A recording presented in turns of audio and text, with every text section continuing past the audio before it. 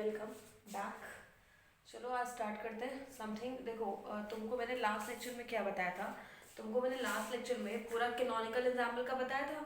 ठीक है, उसके बाद मैंने तुमसे बात करी थी कि कुछ मतलब कैनोनिकल एग्जाम्पल में जब हम मैग्नेटिक फील्ड अप्लाई करते हैं तो कुछ उस पार्टिकल के बारे में बात कर ले। जैसे मतलब magnetic dipole in canonical example कह सकते हैं। Magnetic dipole in canonical example. अच्छा, अब एक चीज़ और सुनो। मैंने ना इस चीज़ के बारे में जैसे खुद पढ़ा। पहले तो तुम लोग को पढ़ाने से पहले तो हम खुद ही पढ़ते हैं। मैंने खुद पढ़ा। अगर मैंने ना इस चीज़ को पूरा सर्च करा, गेट के पॉइंट ऑफ व्यू से ये बहुत ज़्यादा इंपॉर्टेंट नहीं है। ठीक है, तो इस चीज़ को हम थोड़ा स्किप कर रहे हैं। गेट के पॉइंट ऑफ व्यू से ये इंपॉर्टेंट नहीं है, तो तुम लोग को ना ज़्यादा मतलब इस पर सर दर्द करने की ज़रूरत नहीं है। अगर ऐसा हुआ एक्सेप्शनली, अगर हम मान लें कि अगर ऐसा हुआ कि इस पे क्वेश्चंस मान लो आते हैं। ठीक है, अगर इसमें क्वेश्चंस बन करके आते हैं तो तुम लोगों को क्या करना है, तुम लोगों को ये करना है चुपचाप तुम लोग एनर्जी को देखो।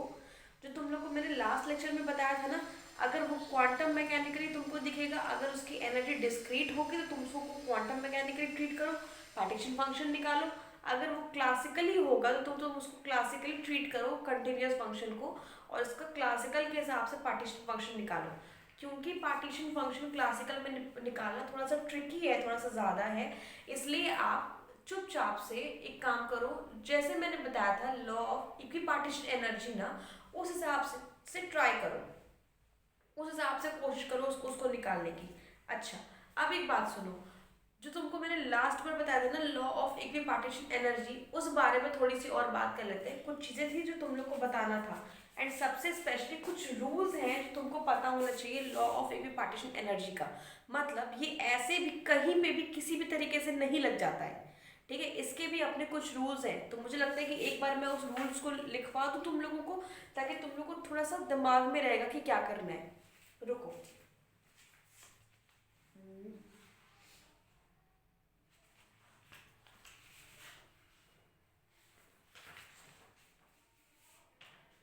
देखो, लिखो फटाफट तुम लोग ना, इस चीज़ को थोड़ा लिख करके चलो, वो ज़्यादा इंपॉर्टेंट है।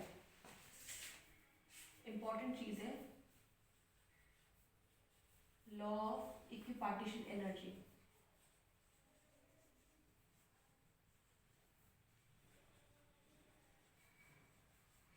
ठीक है, इट इज एप्लीकेबल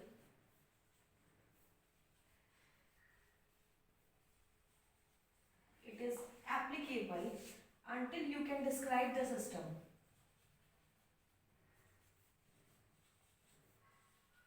हम तुम लोग को समझाते भी हैं कि हम क्या कर रहे हैं, पहले ना थोड़ा सा लिख के चलते हैं।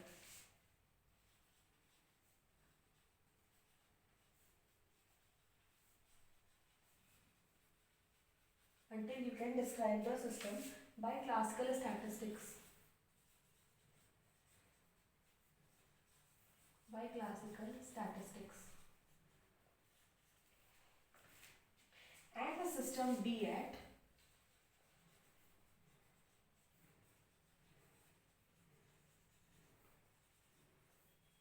thermal equilibrium।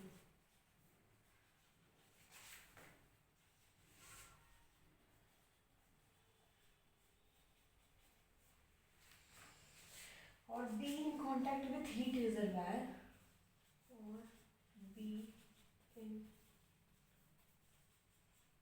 contact with heat reservoir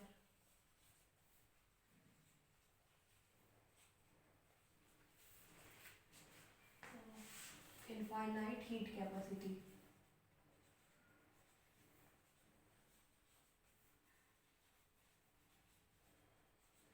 of infinite heat capacity। इसका एक स्टेटमेंट है, वो भी आप लिख करके चलिए। स्टेटमेंट स्टेटमेंट क्या है? The internal energy, the internal energy,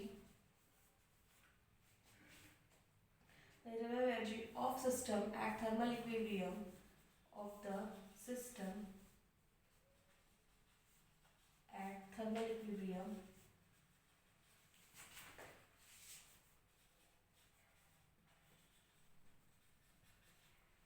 में लिख रही हूँ, ओबेज क्लासिकल स्टैटिस्टिक्स।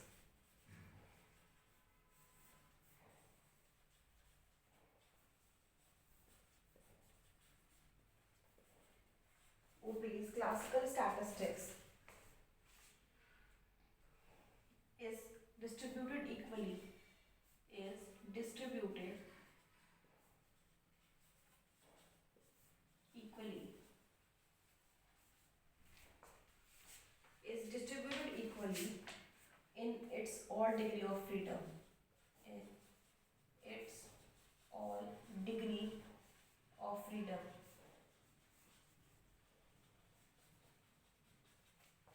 ठीक है। in non relativistic case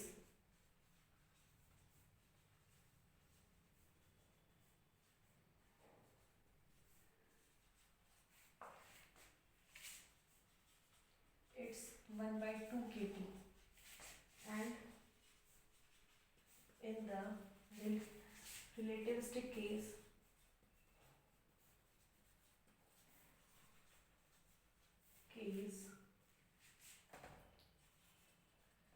it's kT for each degree of freedom,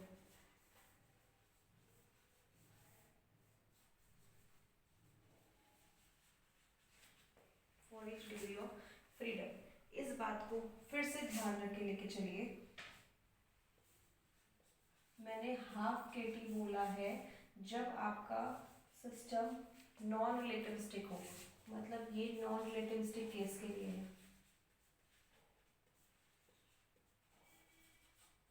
ये नॉन रिलेटिविस्टिक केस के है, V is very less than C, ठीक है। और आपका KT होता है जब आपका रिलेटिविस्टिक केस हो। रिलेटिविस्टिक केस के लिए KT होता है जिसमें से कि आपका V approximately equal to C होता है। लिख लो आप इसको पूरा, ताकि आपको आगे ना कोई कंफ्यूजन ना हो।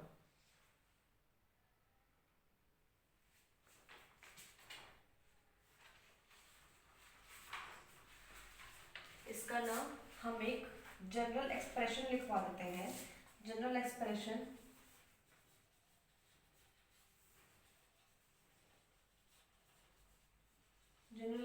इसका हम लिख सकते हैं E is equal to alpha T के power S1 plus beta x की पावर S2। मान लो कोई भी यहाँ पर एक एक्सप्रेशन हम लेके चलते हैं एनर्जी का, जिसमें हमने एक की पावर S1 लिया है, दूसरी की पावर S2 लिया है, तो आपका निकल करके क्या आता है, ये आपका निकल के आएगा इंटरनल एनर्जी आपकी जो निकल करके आती है वो आती है 1/S1 KT, जो कि मैंने कल भी आपको बताया था, प्लस 1/S2 KT, ठीक है।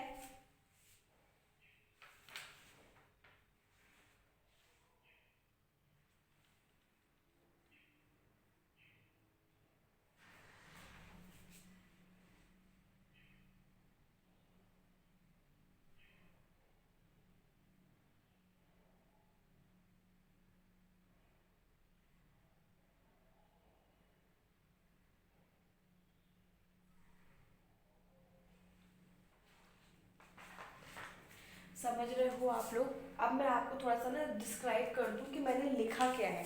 सुनो मेरी बात ध्यान से। लॉ ऑफ इक्विपार्टीशन एनर्जी के बारे में मैंने लिखा है, it is applicable until you can describe the system by classical statistics. ये मैंने आपको कल भी बताया था कि ये सिर्फ और सिर्फ क्लासिकल स्टैटिस्टिक्स पे लगता है।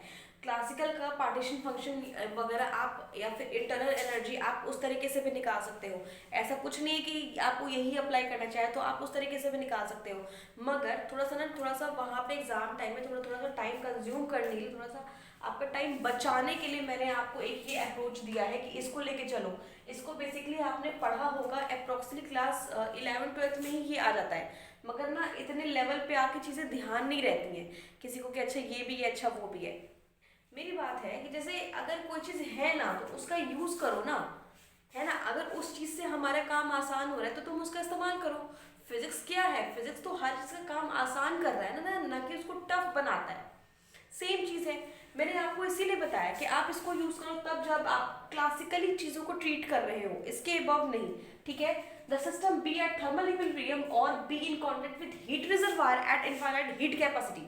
मतलब ये जब बेसिकली देखो आपका कैनोनिकल एग्जाम्पल ही हर जगह यूज होता है। क्यों होता है, मैंने आपको कल भी बताया था लेक्चर में कि कैनोनिकल एग्जाम्पल हर जगह क्यों यूज होता है, ठीक है। उसके बाद सुनो, ये जब ये सिस्टम थर्मल इक्विलिब्रियम में होगा तभी तो यहाँ पे स्टैटिस्टिक्स अप्लाई हो रही है, तभी तो आप यहाँ पे निकाल रहे हो उसका एवरेज पाथ। सबसे पहले लेक्चर में ही आपको मैंने बता दिया था ये चीज, ठीक है। अगर यहाँ पे बात हुई है कॉन्टैक्ट विद हीट रिजर्वायर, इसका मतलब कैनोनिकल एग्जाम्पल में जब आपका टेम्परेचर कांस्टेंट होगा तभी आप इसको अप्लाई कर सकते हो।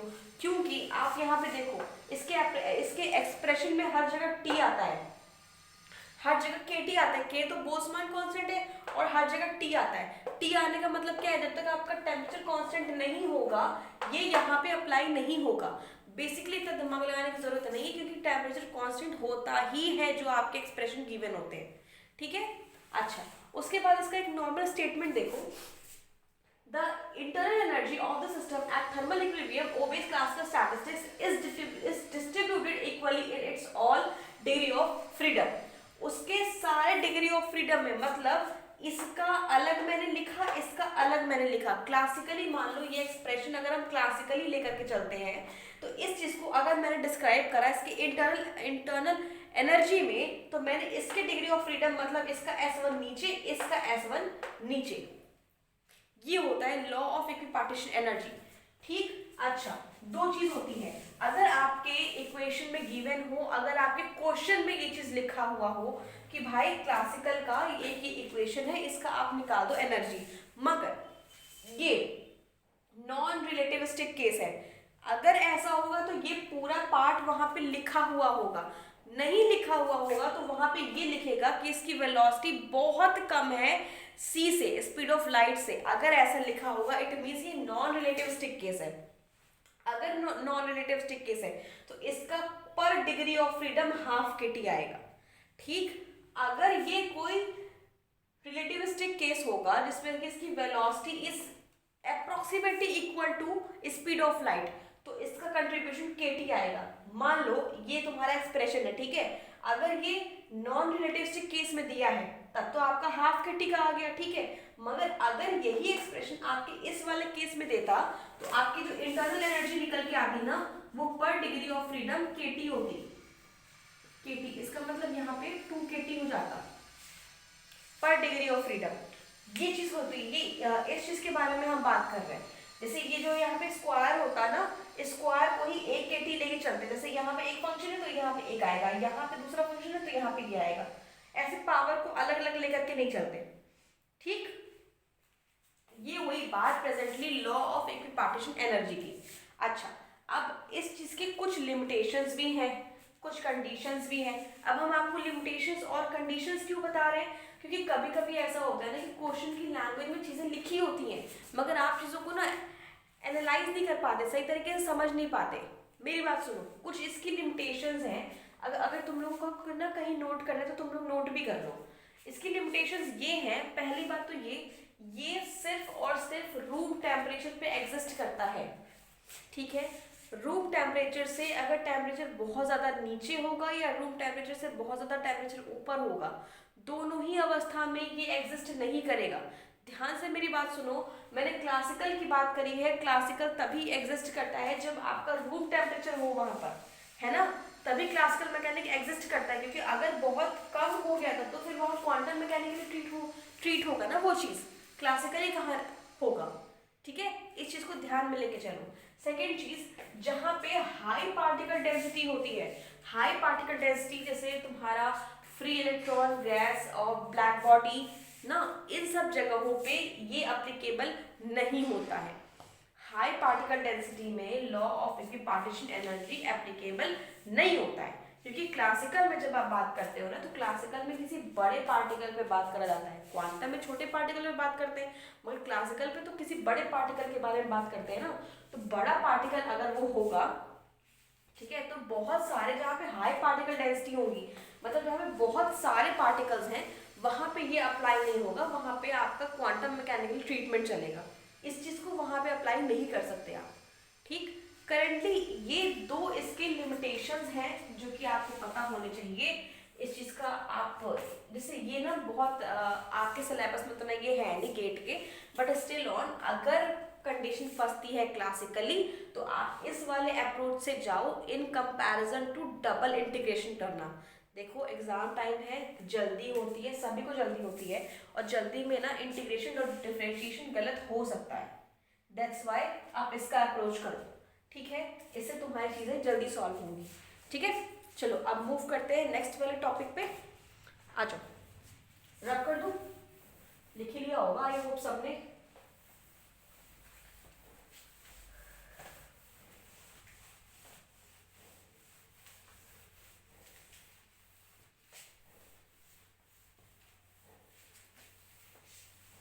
अच्छा सुनो, नेक्स्ट टॉपिक तुम्हारा क्या है? मैग्नेटिक डायपोल मोमेंट के बारे में तुम लोगों को पढ़ने की जरूरत नहीं है, ये अभी तुम लोग को मैंने बताया है। तुम लोग इसका एनर्जी लेवल जो तुम्हारा गिवन होगा उसको देखिए, ध्यान से देखिए, समझिए क्या लिखा है क्या नहीं लिखा है। उसके बाद जैसे आपको मैंने ट्रीटमेंट बताया है उस ट्रीटमेंट से आप उसको सॉल्व करो। कोई अलग से डेफिनेशन, कोई अलग का फॉर्मूला लेके चलने की जरूरत नहीं है। वो सब इम्पॉर्टेंट होता है नेट के पॉइंट ऑफ व्यू से, गेट के पॉइंट ऑफ व्यू से ये सब इम्पॉर्टेंट नहीं होता है। नेट, गेट और जस्ट में ये सारे तामझाम नहीं पूछे जाते, ठीक है, वो सब बेसिकली नेट के लिए इम्पॉर्टेंट होता है, गेट के लिए नहीं। तो इसलिए प्रेजेंटली हम यहाँ पे उसको स्किप कर रहे हैं, उसके लिए टाइम वेस्ट करने की कोई ज़रूरत नहीं है। अच्छा अब सुनो, जब आप क्वेश्चन कर रहे होंगे तो आपको एक चीज़ समझना पड़ेगा, आपको एक चीज़ जानना है, वो है लेवल सिस्टम। लेवल सिस्टम, जब किसी सिस्टम का एक लेवल आता है निकल के तो उसको वन लेवल सिस्टम कहते हैं, टू लेवल निकल के आता है तो टू लेवल सिस्टम कहते हैं। कैसे? देखो सपोज दैट तुम्हारे पास यहाँ पे एक सिस्टम है, ठीक, इसमें बहुत सारे पार्टिकल्स है, तुमको इसका निकालना है एनर्जी लेवल, ठीक। अगर इसका एक ही एनर्जी लेवल निकला, मान लो ये सिर्फ इसका E इज इक्वल टू 0 निकला, सिर्फ एक ही एनर्जी लेवल पे सारे पार्टिकल एग्जिस्ट कर रहे हैं, ठीक है, तो इसको आप कहोगे single level system, single level system, ठीक है। अगर यहाँ पे किसी दो पे पार्टिकल एग्जिस्ट कर रहे हैं, मान लो ये इसको अगर इक्वल टू 1 इक्वल टू 0 कर दूं तो इस चीज को आप कहोगे double level system, double level system, ठीक। अच्छा अब होता क्या है, मेरी बात सुनो, होता ये है कि जब आपके क्वेश्चंस आते हैं ना तो क्वेश्चंस में आपको ये भी दे देता है कि आप मुझे बताओ कि आपके पास एक सिस्टम है जिसमें से कि आपके पास 3 एनर्जी है या मान लो 2 एनर्जीज हैं और आपके पास इतने पार्टिकल्स हैं, आप मुझे बताओ ये पार्टिकल्स इन लेवल्स में डिस्ट्रीब्यूट कैसे होंगे। मतलब उसके ओमेगा निकालने की बात पूछता है, ठीक है, उसके ओमेगा निकालने के बाद पूछता है आप मुझे बताओ अगर इसमें पार्टिकल्स हैं, अगर मैं आपको बोलूं कि आपके पास एक सिस्टम है उसमें 4 पार्टिकल्स हैं, वो 3 एनर्जी लेवल में डिफाइन है, 3 एनर्जी लेवल में डिस्ट्रीब्यूटेड है। जब अगर वो तीन एनर्जी लेवल में वो डिस्ट्रीब्यूटेड है तो आप मुझे बताओ इसका पार्टीशन फंक्शन क्या होगा। आपको भाई अगर मैं आपको ये पहले ही बता दूं कि इतने पार्टिकल इसमें है, इतने पार्टिकल इसमें है और इतने पार्टिकल इसमें है, और इसकी ये है डिजेनरेसी, इसकी ये है, इसकी ये है, इसकी ये है, और इसका ये एनर्जी है, ये एनर्जी है, ये एनर्जी है, तब तो आप पैराग से निकाल ही दोगे पार्टीशन फंक्शन, ठीक है। मगर अगर आपको ये केस दिया है जहां पे उसने कुछ लिखा ही नहीं, उसने कुछ मेंशन ही नहीं करा है, तो सबसे पहले तो आप ये करोगे ना कि इस 4 पार्टिकल्स को 3 एनर्जी लेवल में फिल भी तो करना है, और सबसे बड़ी बात आपको माइक्रोस्टेट भी तो निकालना है कि कितने माइक्रोस्टेट्स होंगे। मतलब यहाँ पे तो एक मैक्रोस्टेट है ना, उस एक मैक्रोस्टेट के करस्पॉन्डिंग कितने माइक्रोस्टेट्स होंगे, मतलब ये पार्टिकल कितने तरीके से डिस्ट्रीब्यूट हो सकते हैं, ठीक है। उसको निकालने के लिए आप कैसे काम करोगे, सुनो मेरी बात, आप करते क्या हो, सबसे पहले तो आप यहाँ पे निकालोगे ओमेगा, मतलब माइक्रोस्टेट, मतलब कितने हो सकते हैं। अब उसमें आपको वो करना क्या है, आपको दो तरीके से काम होगा, मतलब क्वेश्चंस जो आपको गिवन होंगे ना वो दो तरीके से होंगे। जैसे अगर आपके क्वेश्चंस, मान लो एक हम एग्जांपल लेके चलते हैं आपको समझाने के लिए, ठीक है, इससे आपको ना क्लियरली समझ में आएगा सही तरीके से। देखो बात क्या होती है, आपकी दो चीजें होती हैं, या तो स्पिन मेंशन होगा, ठीक है, क्वेश्चन में स्पिन मेंशन होगा, या तो स्पिन मेंशन नहीं होगा, या तो स्पिन मेंशन नहीं होगा। अगर स्पिन मेंशन होगा इसमें भी दो तरीके से हो सकता है, या तो वो डायरेक्ट मेंशन होगा या तो वो इनडायरेक्ट मेंशन होगा, ठीक है, दो तरीके से स्पिन मेंशन हो सकता है। अच्छा, अब इसमें भी बात क्या होती है, अगर वो मेंशन नहीं है स्पिन, ठीक है, तब तो बात ही निराली। अगर वो सीधा लिख दिया कि 4 बोसॉन्स हैं या तो 5 फर्मियॉन्स हैं, ठीक है, अगर ऐसे लिख दिया इसका मतलब तो स्पिन मेंशन इसने किया ही नहीं है कि क्या क्या स्पिन है, ठीक है, ये आपका बवाल है, एक ये अलग चीज है। अच्छा, अगर डायरेक्ट मेंशन है इसका मतलब उसने दे दिया कि मान लो 4 पार्टिकल्स है जिसके हाफ स्पिन है, ठीक, मान लो 3 पार्टिकल है जिसका स्पिन 1 है, मान लो 2 पार्टिकल है जिसका स्पिन 0 है, ठीक है, इसका मतलब स्पिन डायरेक्ट इसने मेंशन करा है। अगर स्पिन इनडायरेक्ट मेंशन करा हो, मतलब मान लो आपके पास 4 इलेक्ट्रॉन्स है, इलेक्ट्रॉन का तो आपको पता है ना हमेशा हाफ स्पिन होती है, ये तो कॉमन सेंस की बात है ना। मान लो इसने कह दिया कि यहाँ 4 फोटोन है, मतलब S = 1, ठीक है, मान लो यहाँ पे इसने लिख दिया प्रोटॉन है, इसका आप अलग, इसका मतलब होता है स्पिन इनडायरेक्टली मेंशन है, मतलब इसने बोला तो है यहाँ पे इलेक्ट्रॉन, मगर इसने लिख करके नहीं दिया कि इलेक्ट्रॉन है कि नहीं, मतलब उसका स्पिन क्या है। अच्छा, जब ऐसा केस आता है, सबसे पहले आपको निकालने के लिए क्या चाहिए, जो आपके फॉर्मूले थे वो क्या था, याद है माइक्रोस्टेट निकालने का, एमबी में क्या था, GI की पावर Ni, ठीक है, और FD में क्या था, इसको निकालने का GiCNi, ठीक, बी में क्या था फॉर्मूला इसको निकालने का,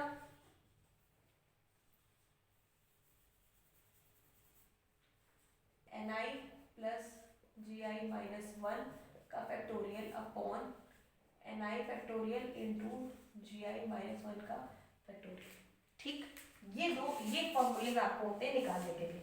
अच्छा, अगर Ni तो आपको चल गया पता ना, Ni तो दिया ही होगा क्वेश्चन में, कितने फोटॉन्स है कितने इलेक्ट्रॉन्स है कितना क्या है क्या नहीं है, ठीक है, ये तो आपको चल गया पता इजली, मगर आपको Gi कैसे पता चलेगा, आपका मेन टास्क क्या है, डीजेनरेसी फाइंड आउट करना।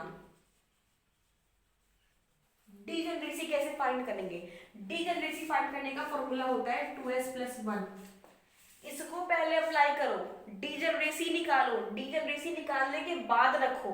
अगर कहीं तुम्हें क्वेश्चन में डायरेक्टली लिखा हुआ है कि भाई इस 3 एनर्जी लेवल्स हैं उनकी डीजेनरेसीज ये है, तब सीधा माइक्रोस्टेट निकाल दोगे, मगर अगर किसी क्वेश्चन में गिवन नहीं है उसकी डीजेनरेसी, तो सबसे पहले इसका डीजेनरेसी निकालो, जो निकलेगा उससे फिर उसको उठा करके यहाँ पे रखो। सपोज दैट अगर तुमको मैं इसकी बात करूं कि तुमको मान लो ये क्वेश्चन दिया हुआ है, 4 इलेक्ट्रॉन्स की यहाँ पे बात की गई है, ठीक है, स्पिन क्या होता है इलेक्ट्रॉन का, हाफ होता है, इसका मतलब 2 × ½ + 1 दैट इज 2, मतलब इसकी डीजेनरेसी 2 है। इसका मतलब अगर ऐसा क्वेश्चन में दिया हो कि 4 इलेक्ट्रॉन्स हैं और ये 3 एनर्जी लेवल में डिफाइन है, 3 एनर्जी लेवल में डिस्ट्रीब्यूटेड है, तो आप बताओ क्या होगा, मेरी बात सुनो, अगर 4 इलेक्ट्रॉन्स है, ठीक है, आपकी एनर्जी लेवल कितनी है, 3 है, मतलब आपका डीजेनरेसी क्या निकल के आया 2, इसका मतलब सबकी डीजेनरेसी 2 होगी। अब डीजनरेसी 2 होने का मतलब क्या है, यही लेवल आगे जाके स्प्लिट हो जाएगा। मतलब मैंने आपको बताया था ना, किसी भी सिस्टम का डीजनरेसी होने का क्या मतलब है कि वो अपने आप को उतनी बार रिपीट कर रहा है, ठीक है, वो अपने आप को उतनी बार रिपीट कर रहा है। तो आपका जो ये वाला सिस्टम है ना, वो बन करके आ जाएगा, 3 लेवल्स तो पहले से थे, ठीक है, इसकी डीजनरेसी 2 2 2 है तीनों की, इसका मतलब इसकी डीजनरेसी ये है। तो आपका जो सिस्टम निकल करके आएगा ना, जैसे मान लो ये E इज इक्वल टू 0 की बात कर दी, यहाँ पे एप्सिलॉन की बात कर दी, यहाँ पे 2 एप्सिलॉन की बात कर दी, ठीक है, तो आपका जो सिस्टम निकल के आएगा वो आएगा, मतलब यहाँ पे E इज इक्वल टू 0 पे 2, एप्सिलॉन पे भी 2 और 2 एप्सिलॉन पे भी 2। अब क्या करोगे, अब आप इन 4 इलेक्ट्रॉन्स को इसमें फिल करोगे, इन लेवल्स में फिल करोगे। अच्छा, इलेक्ट्रॉन कैसे फिल करोगे वो अभी हम बता रहे हैं। सबसे पहले मुझे ये बताओ, डीजनरेसी निकालना समझ में आया आप लोग को, कैसे इस एनर्जी लेवल को बनाएंगे आगे जाकर के, वो समझ में आया। देखो आज का जो लेक्चर है ना, ये सब बहुत एक इम्पॉर्टेंट पार्ट है, इसलिए इसको हल्के में मत लेना, ठीक है। नहीं समझ में आएगा फिर रिपीट करके देखना तुम लोग वीडियो, मगर समझना कि क्या कह रहे हैं हम, ठीक है। नहीं समझ में आएगा तो मेरे से पूछना, हम तो बताने के लिए है ही। देखो आपको मैंने क्या बताया, आपको क्या होगा, आपको 2 केस गिवन होगा, या तो स्पिन मेंशन होगा या तो स्पिन मेंशन नहीं होगा।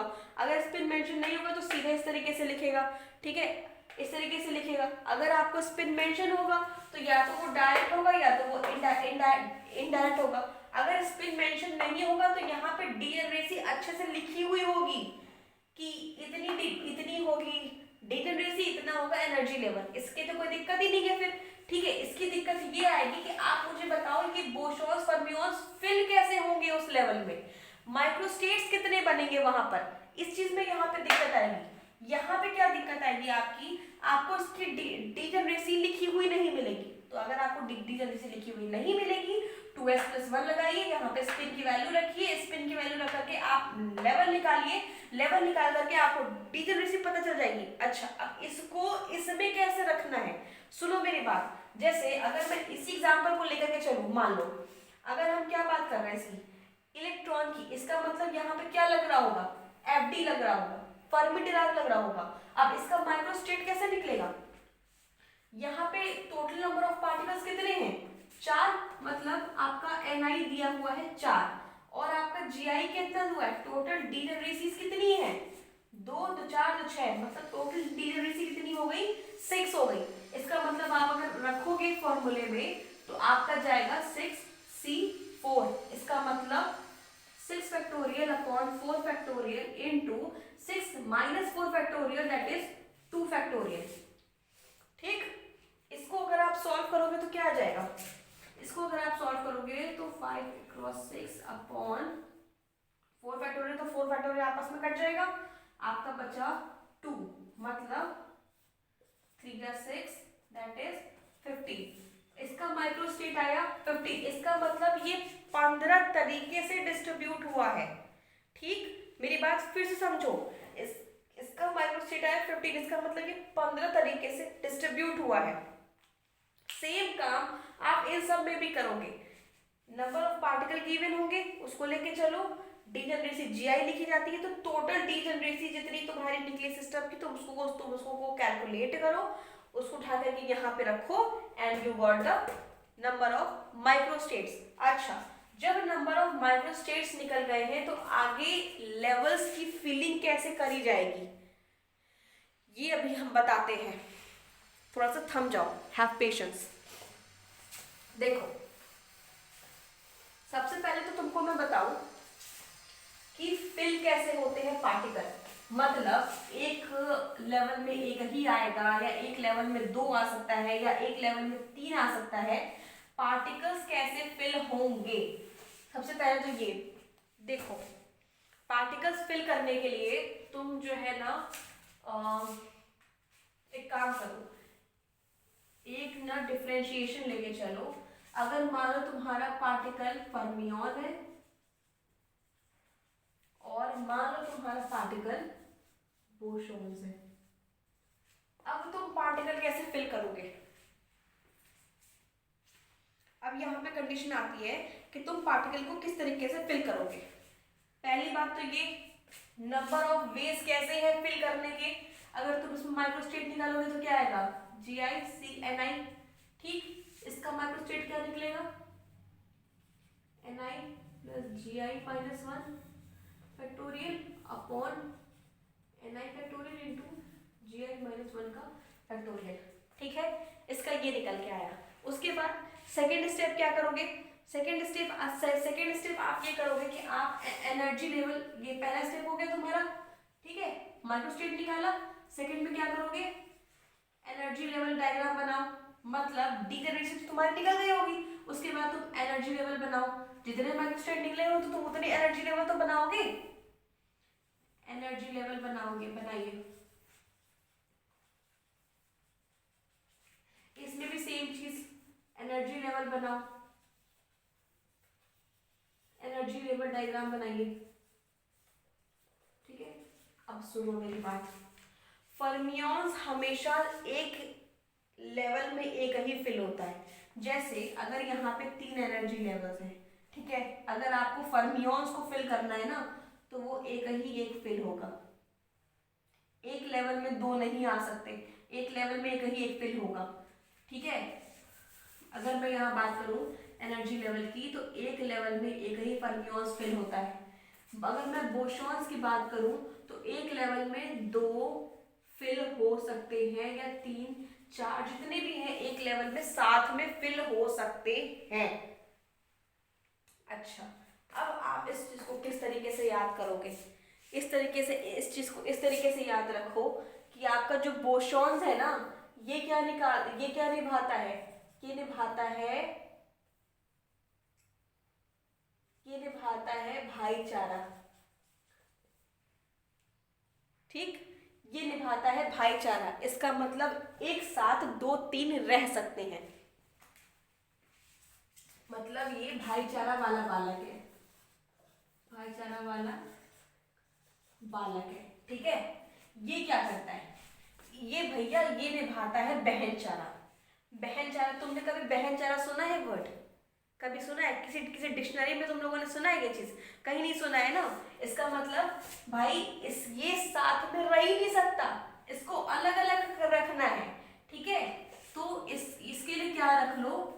दूर रहने वाले बालक, दूर रहने वाले बालक।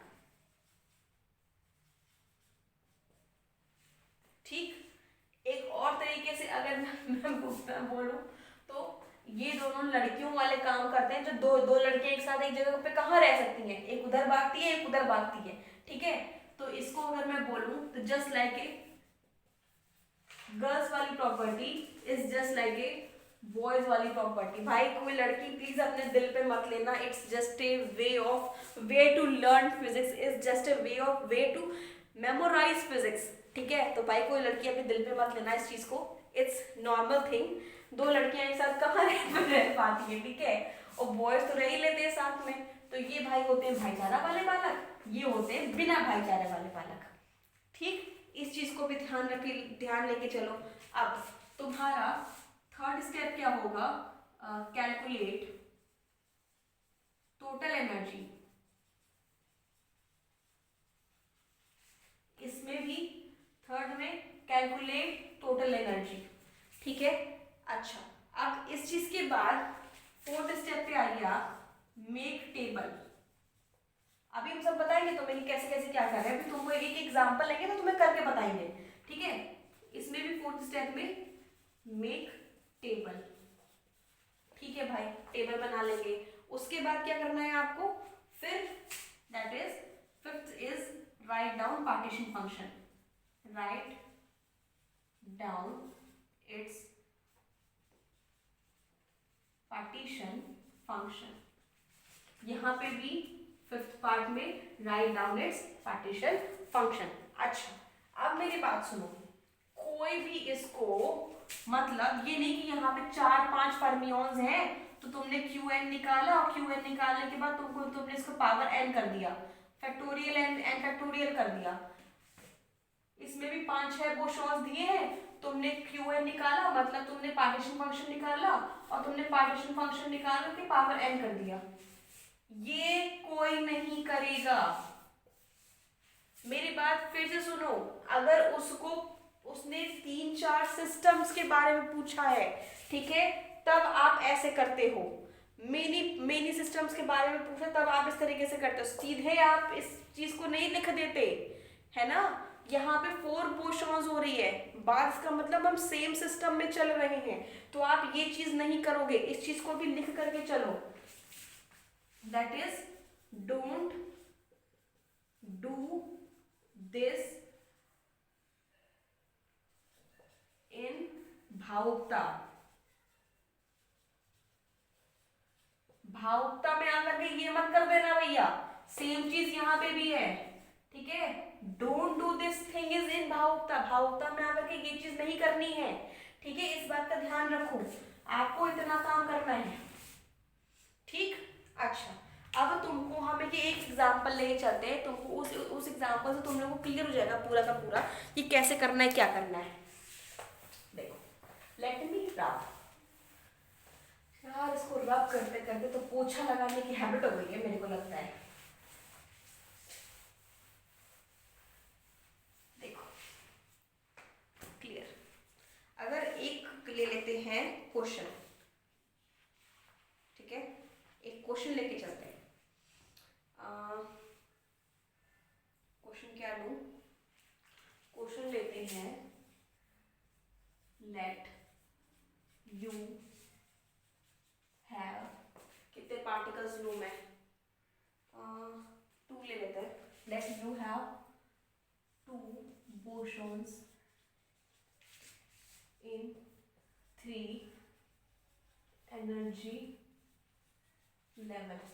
आपके 2 बोसॉन्स हैं, वो 3 एनर्जी लेवल में हैं, जो कि आपका एनर्जी लेवल है 2 एप्सिलॉन माइनस एप्सिलॉन और 2 एप्सिलॉन माइनस 2 एप्सिलॉन। ये ले लूं?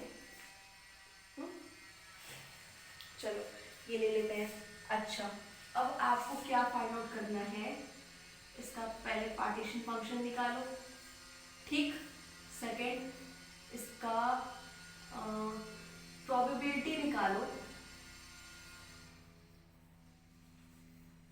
2 एप्सिलॉन का, प्रोबेबिलिटी निकाल के बताओ। और मेरे को थर्ड बताओ तुम इसकी इंटरनल एनर्जी, मतलब एवरेज एनर्जी। ये चीज भाई हमें करनी है कैलकुलेट, ठीक। अच्छा, अब क्योंकि यहाँ पे बोसॉन्स दिया हुआ है डायरेक्ट, ठीक है, जब यहाँ पे बोसॉन्स दिया हुआ है, एक मिनट कहीं तुम लोग कंफ्यूज ना हो जाओ। एक यार, ये तो स्पिन मेंशन नहीं है ना यहाँ पे, जब अगर स्पिन मेंशन नहीं होगा तो यहाँ पे डीजेनरेसी दी होगी, लेवल विथ डीजेनरेसीज 1 3 मान लो 4, तब तुम इस तरीके से निकालोगे, ठीक है। तो निकाल के बताओ। वैसे इसको तो तुम लोग कर ही लोगे ना कैलकुलेट, सीधे ही निकल गया। एक बिना डीजेनरेसी वाली लेते ताकि तुम लोग को ना कैलकुलेट करना आए पहले कि क्या है क्या नहीं। मान लो यहाँ बोसॉन्स के जगह पे अगर मान लो इलेक्ट्रॉन लिख लेते हैं, ठीक है, और इसकी डीजेनरेसी गिवन नहीं है, कुछ भी क्वेश्चन में लिखा है, क्वेश्चन में बस इतना ही लिखा है, और आप मुझे बताओ कि अब ये क्या निकलेगा। सुनो, अब बात सुनो कैसे काम करोगे तुम। पहले यहाँ पे 2 इलेक्ट्रॉन्स है, इसका मतलब स्पिन क्या होगा, इसका हाफ होगा, इलेक्ट्रॉन है तो स्पिन हाफ होगी। सबसे पहले इसकी डीजेनरेसी निकालो। तुम्हारे पास कितने लेवल्स हैं, ठीक है, -2 एप्सिलॉन एप्सिलॉन 2 एप्सिलॉन, तुम्हारे पास 3 एनर्जी लेवल्स गिवन है। इसकी डीजेनरेसी कैसे निकलेगी? 2s + 1 that is 2 × ½ + 1 that is 2। इसका मतलब ये कितने में डिवाइड होगा?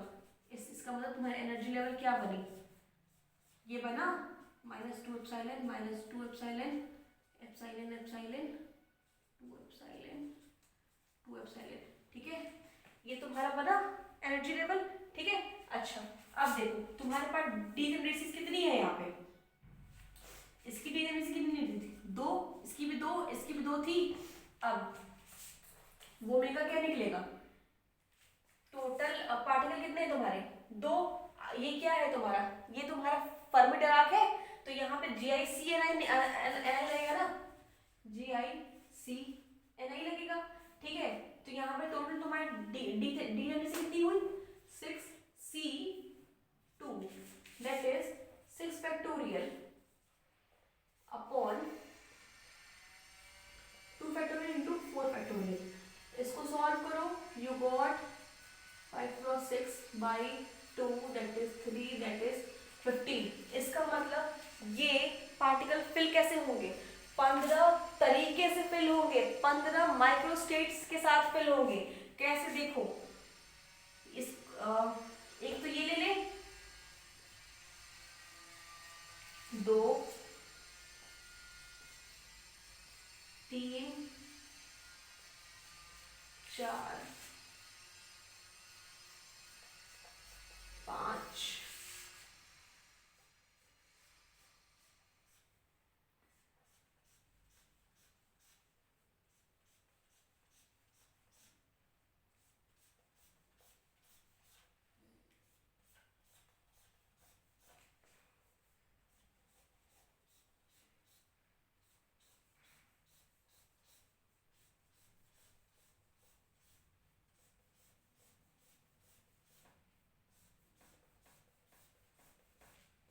क्या हो गए 15, 1 2 3 4 5 6 7 8 9 10, हाँ हो गए भैया 15 हो गए। अब इसकी लेवलिंग कर ले, -2 epsilon -2 epsilon silent epsilon 2 epsilon 2 epsilon, ठीक है।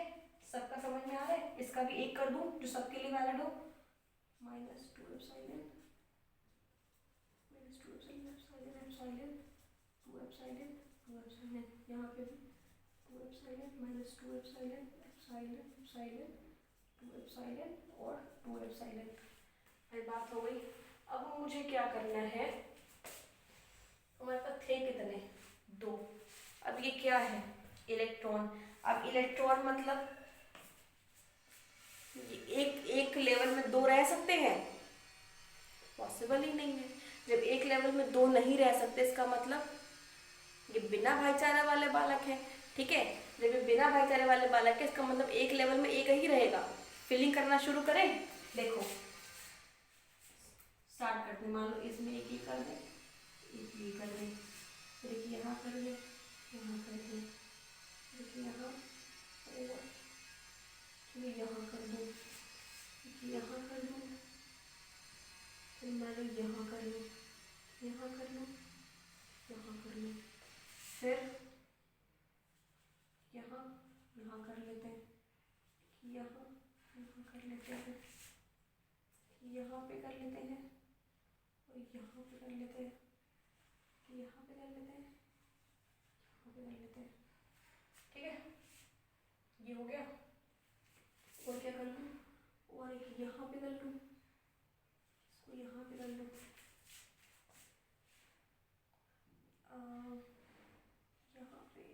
यहाँ पे कर लेते हैं, यहाँ से इसमें कर लेते हैं, ठीक। अब मान लो एक इसमें कर लेते हैं,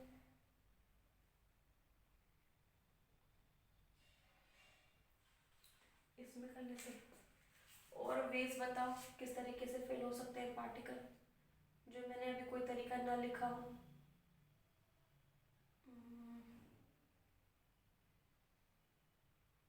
और किस तरीके से फिल हो सकते हैं कि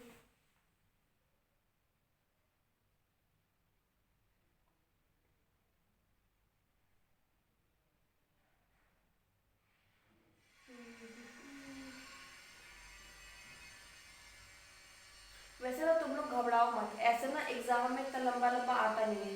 जैसे 15 माइक्रोस्टेट्स जिसके निकले और जिसके 20 माइक्रोस्टेट्स निकले, तो ये सब इतना एग्जाम में आता नहीं है। एग्जाम में इसी तरीके से मतलब छोटे छोटे आते हैं, जिसके मान लो 4 माइक्रोस्टेट्स निकल गए, जिसके 5 माइक्रोस्टेट्स निकल गए, ऐसे ऐसे आते हैं। एग्जाम में इतने लंबे लंबे 15-20 निकालना नहीं आता।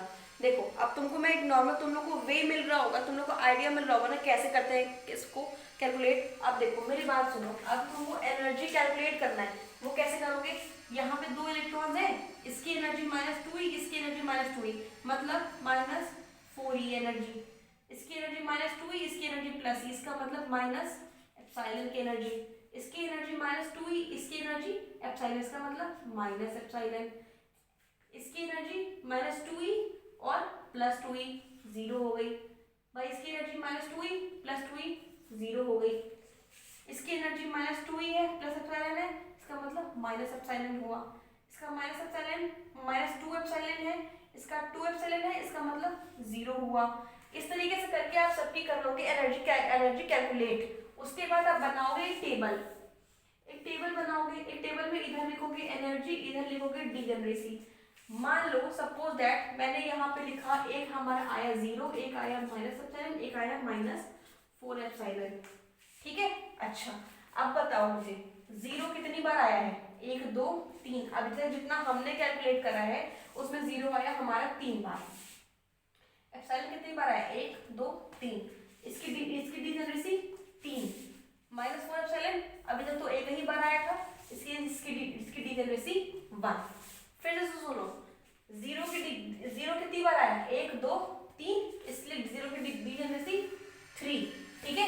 इस तरीके से आपने बना लिया टेबल। अब टेबल बनाने के बाद अब क्या रह गया का, पार्टीशन फंक्शन निकाल दो भैया। पार्टीशन फंक्शन कैसे निकलेगा, सीधे gi इंटू e की power minus beta ei plus gi into e की power minus beta into minus epsilon plus gi into e की पावर माइनस बीटा माइनस पूरा एप्सिलॉन। मतलब क्या निकल गया, निकल गया 3 इंटू ई की पावर, ये 0 जाएगा तो 3 ही रह जाएगा, पावर 1 हो जाएगा, ठीक है, प्लस 3 इंटू ई की power epsilon beta plus E की पावर 4 एप्सिलॉन बीटा। ये निकल गया तुम्हारा पार्टीशन फंक्शन। पार्टीशन फंक्शन निकल गया। इस तरीके से एवरेज एनर्जी और प्रोबेबिलिटी नहीं निकल जाएगी, ठीक। तुम लोगों को तरीका आया करने का, ठीक है। अब सुनो एक तरीका और देखो, अगर तुम्हारा स्पिन मेंशन नहीं है तो, जैसे कि मान लो मैंने अगर मैं अगर इसी क्वेश्चन की बात करूं, ठीक है, अगर इसी क्वेश्चन में यहाँ पे बोसॉन लिखा है, ठीक है, अगर इसी क्वेश्चन में यहाँ पे मान लो बोसॉन लिखा है, अगर स्पिन मेंशन नहीं है, इसका मतलब यहाँ पे डीजनरेसी गिवन होगी, ठीक है। और सपोज करो कि डीजनरेसी अगर मैं कर दूं, इसकी गिवन है भैया 2, इसकी गिवन है 1, इसकी गिवन है 1। अब आप मुझे बताइए कि इसका क्या निकलेगा। देखो कैसे निकालोगे, सबसे पहले तो तुम्हारे टोटल नंबर ऑफ पार्टिकल्स कितने हैं, 2 है भैया। डीजनरेसी कितनी है, 2 3 4, 4 डीजनरेसी है क्या, ये बोसॉन। मतलब इसका माइक्रोस्टेट कैसे निकलेगा, ni प्लस gi -1 का factorial upon ni factorial into gi -1 का फैक्टोरियल। मतलब यहाँ पे 5 factorial upon 2 factorial into 3 factorial. इसको सॉल्व करो, you got 4 into 5 by 2 to the 4 that is 10। मतलब यहाँ पे माइक्रोस्टेट्स कितने निकले, 10। मतलब आपकी एनर्जी लेवल किस तरीके से बनेगी, जो भी आपकी एनर्जी लेवल है, देखो इसकी तो दो है डीजनरेसी, इन सब की तो 1 1 है, ठीक, तो 1 1 है। मतलब यहाँ पे 2 एप्सिलॉन, इसका एप्सिलॉन, इसका 2 एप्सिलॉन, इसकी डीजनरेसी 2 थी ना, तो मैंने 2 बार बनाया, इसकी डीजनरेसी एक है, तो इसको एक बार बनाया, ठीक है। टोटल नंबर ऑफ माइक्रोस्टेट्स कितने निकले, 10। मतलब आपकी एनर्जी लेवल कितनी बनेगी, 10 एनर्जी लेवल्स बनेगी।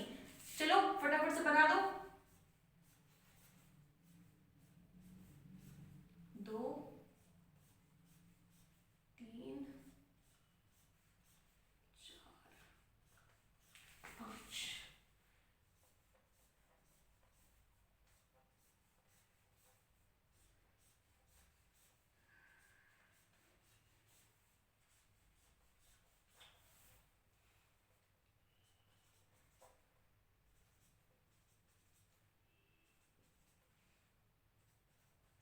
हम सबके एनर्जी लेवल लिख रहे हैं ताकि आपको आपको कंफ्यूजन ना हो।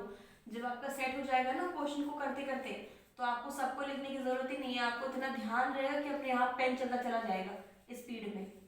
बट अभी आपको प्रैक्टिस नहीं है ना, तो इसलिए हम पूरा लिख के चल रहे हैं ताकि ना आप कहीं पे भी कंफ्यूज ना हो चीज़ों को लेकर के, इजिली हो जाए चीज़ें।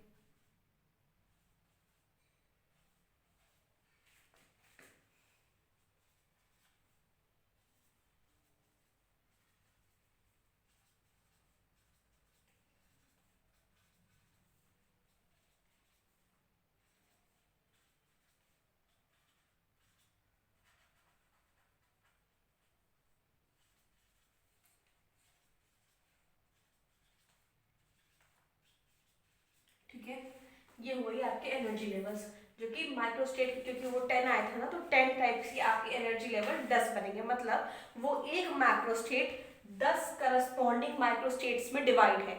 अब तुम्हें करनी है फिलिंग। है क्या ये? बोसॉन्स मतलब भाईचारे वाले बालक, मतलब एक लेवल में दो भी रह सकता है, एक लेवल में एक भी रह सकता है और एक लेवल में दो भी रह सकता है, सब चलेगा उसको। चलो फिलिंग करना स्टार्ट करते हैं। पहले एक लेवल में डबल डबल की फिलिंग करें, ठीक है। ये एक लेवल में डबल डबल की फिलिंग हो गई। उसके बाद एक लेवल में तो एक भी रह सकता है ना,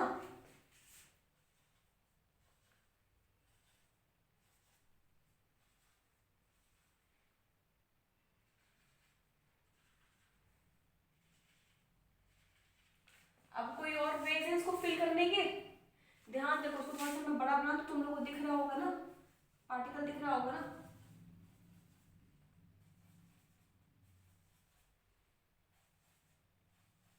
दिख रहा है ना जी? और बड़ा बनाओ, दिख रहा होगा मुझे लगता है। बहुत हो गया, कितना बड़ा करूँगी इससे ज़्यादा, देखो। ठीक है, तुम्हारी ये हो गई फिलिंग। और कोई नंबर ऑफ वेज है इसको फिल करने के? नहीं। अब आप कैलकुलेट करिए एनर्जी। कैसे? यहाँ पे देखो दो है और इसी सेम लेवल में, इसका मतलब यहाँ पे -4 एप्सिलॉन। इसमें देखो 2 एप्सिलॉन, दो है ना एप्सिलॉन लेवल में, तो मतलब 2 एप्सिलॉन। इसमें देखो दो है ना 2 एप्सिलॉन में, मतलब 4 एप्सिलॉन। इसका देखो 4 एप्सिलॉन। इसका देखिए आप -एप्सिलॉन। इसका देखो 4 एप्सिलॉन। See this 3 epsilon. इसको देखिए 3 एप्सिलॉन। इसको देखिए आप 0। इसको भी देखिए 0। ठीक। अब आप बनाइए एक टेबल एनर्जी का और डिजनरेसी का। आपकी एनर्जी क्या क्या आई है? आपकी एनर्जी आई है -एप्सिलॉन, 0, 2 एप्सिलॉन, 3 एप्सिलॉन, 4 एप्सिलॉन। ठीक, यही तो आई है। हाँ भाई यही आई है। अच्छा, अब एप्सिलॉन कहाँ है? एक, इसकी डिजनरेसी और नहीं है, इसका मतलब 1। 0 दो बार आया है, मतलब डिजनरेसी 2। 2 एप्सिलॉन भी एक ही बार आया है, इसका मतलब डिजनरेसी 1। 3 एप्सिलॉन देखो दो बार आया है, ठीक है, इसका मतलब इसकी इसकी डिजनरेसी 2। 4 एप्सिलॉन देखिए 1 2 3 बार आया है, मतलब डिजनरेसी 3। अच्छा, यहाँ पे 4 -4 एप्सिलॉन भी तो है, इसको भी कंसीडर करके लेके चले। ठीक है, ये कितनी बार आया है? एक ही बार आया है, इसका मतलब इसकी डिजनरेसी 1। अब आप चाहो तो कैलकुलेट कर सकते हो। मतलब देखो 3 4 6 9 10, टोटल 10 हुए। 10 माइक्रोस्टेट्स भी तो है हमारे। ठीक। अच्छा भैया, ये तो बात हो गई, टेबल बन गया, सब कुछ हो गया। अब मुझे ये 3 कैलकुलेट करके बता दो। टेबल बन गया, अब इसका तो काम खत्म, इसको मैं रब कर दूं। ठीक है, समझ रहे आप लोग ना कैसे फीलिंग करते हैं एनर्जी की, एनर्जी में पार्टिकल्स की। ठीक है, इसको ध्यान से भैया समझ लेना, ना आए तो वापस से पूछना। देखो, अब अगर मैं पहला सॉल्व करूं, भैया मेरे को पार्टीशन फंक्शन बताओ, इसका पूरा क्या निकला। तो भाई कैसे निकालोगे पार्टीशन फंक्शन? हाँ देखो, GI × e⁻⁻⁻β। ठीक, जी आई इंटू ई की पावर माइनस बीटा 0 प्लस जी आई इंटू ई की power minus beta 2 epsilon plus जी आई इंटू ई की पावर माइनस बीटा 2 एप्सिलॉन ना 3 एप्सिलॉन भैया बड़ा ना मानो प्लस जी आई इंटू ई की power minus beta 4 epsilon plus जी आई इंटू ई की power minus beta minus 4 epsilon. क्या बन गया क्या पूरा? ये तो तुम्हारा यहाँ पे ई की पावर 0 हो जाएगा, ये पे 1 हो जाएगा, इसका मतलब 2 प्लस की पावर बीटा एप्सिलॉन, ये तो माइनस माइनस प्लस हो जाएगा, बीटा एप्सिलॉन प्लस ई की power minus 2 beta epsilon plus 2 into ई की power minus 3 beta epsilon plus 3 into ई की power minus 4 beta epsilon plus E की पावर, ये तो माइनस माइनस प्लस हो जाएगा तो 4 बीटा एप्सिलॉन। ये आ गया आपका भैया पार्टीशन फंक्शन। ठीक है, ये आ गया आपका पार्टीशन फंक्शन। अब अगर आपको मैं क्या कहूँ कि भैया आप मुझे ना प्रोबेबिलिटी बताओ 2 एप्सिलॉन की कितनी होगी, 2 एप्सिलॉन की प्रोबेबिलिटी बतानी है आपको। इसका मतलब प्रोबेबिलिटी कितनी निकलेगी, नीचे तो पार्टीशन फंक्शन ही होता है प्रोबेबिलिटी में, ठीक है, जी आई इंटू ई की power minus beta 2 epsilon into 2 epsilon की एनर्जी निकाल रहे हैं ना हम अपॉन पार्टीशन फंक्शन। क्या होता है फॉर्मूला याद है, मतलब जिसका निकालते हो उसको रखते हो ऊपर, E1 इंटू ई की पावर माइनस बीटा E1, यहाँ पे डी एन सी भी होगा अपॉन पार्टीशन फंक्शन, है ना। तो ये हो गया E1 इंटू G1 इंटू ई की power minus beta E1 upon partition function, that is we got 2 epsilon into ई की power minus beta 2 beta epsilon upon में यहाँ पे 2 प्लस ई की power beta epsilon, no minus, plus E की power minus 2 beta epsilon plus 2 into ई की power minus 3 beta epsilon plus 3 into ई की power minus 4 beta epsilon plus E की power 4 beta epsilon. ये हो गया आपका टोटल प्रोबेबिलिटी निकल के आ गई। ठीक भाई, प्रोबेबिलिटी तो निकल गई। अब मुझे बताओ इसकी इंटरनल एनर्जी या एवरेज एनर्जी कैसे निकलेगी। उसका फॉर्मूला क्या होता है, उसका फॉर्मूला ये होता है summation of E I into G I into G I into ई की power minus beta E I upon partition function. ठीक, यही होता है। इसको अगर मैं लिखूं कैलकुलेट करने के लिए तो तुम्हारा क्या है, पहले energy minus epsilon into 1 into ई की power minus beta into minus E plus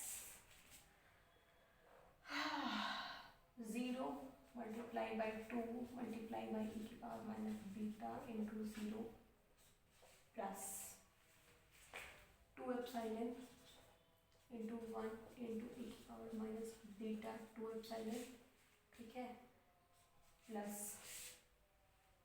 यहाँ पे 3 एप्सिलॉन इंटू 2 इंटू ई की power minus beta 3 epsilon plus 4 epsilon into 3 into ई की power minus 4 beta epsilon plus ये माइनस है तो प्लस माइनस यहाँ पे माइनस हो गया, माइनस 4 एप्सिलॉन इंटू ई की पावर, इसका जी आई भी इंटू ई की पावर माइनस है तो minus minus plus beta 4 epsilon upon में पार्टीशन फंक्शन। इस तरीके से निकलेगा। चाहो तो आप इंटरनल एनर्जी ऐसे भी निकाल सकते हो, equal to del by del beta L N Q. Partition function आ चुका था, पार्टीशन फंक्शन को यहाँ लॉग के फॉर्म में रखिए, उसके बाद उसको बीटा के रिस्पेक्ट में डिफरेंशिएट कर दीजिए। चाहो तो आपका इंटरनल एनर्जी ऐसे भी निकल सकता है और ऐसे भी निकल सकता है, वो आपकी मर्जी की आप किस तरीके से निकालना चाहते हो।